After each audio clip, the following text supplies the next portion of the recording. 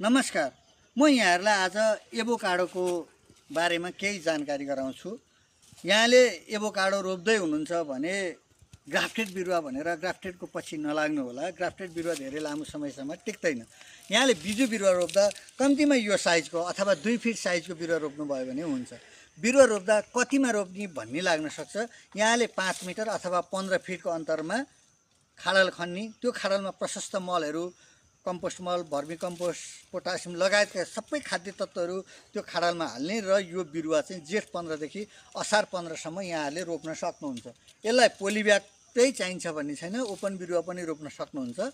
र यो एभोकाडोको विभिन्न जातहरू हुन्छ र यो कस्तो ठाउँमा हुन्छ भन्ने यहाँलाई जिज्ञासा लाग्न सक्छ। प्रायः हाम्रा चिलाउनेका रुखहरू पाइने ठाउँमा यो तराईदेखि पहाड, हिमाली क्षेत्र, उच्च पहाडी, मध्य पहाडी क्षेत्रमा चाहिँ प्रशस्त हुन्छ भने यो काठमाडौँ लगायत अथवा मध्य पहाडी क्षेत्रमा चाहिँ प्रशस्त हुने फल हो। यो फललाई घिउ फल पनि भनेर भन्छन् र यसको जातहरू 2-3 जातहरू हुन्छ।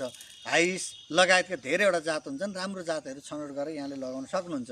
यसलाई कहाँ पाइन्छ? यसको बिउ बिरुवा भन्दा नेपाल कृषि वन बिउ बिजन केन्द्र, काठमाडौँ कोटेश्वर बालकुमारीको पुलसँगै रहेको संस्थामा वा सिन्धुपाल्चोक जिल्ला इन्द्रावती गाउँपालिका वडा नम्बर 5 सूर्यकोटमा यहाँले पाउन सक्नुहुन्छ।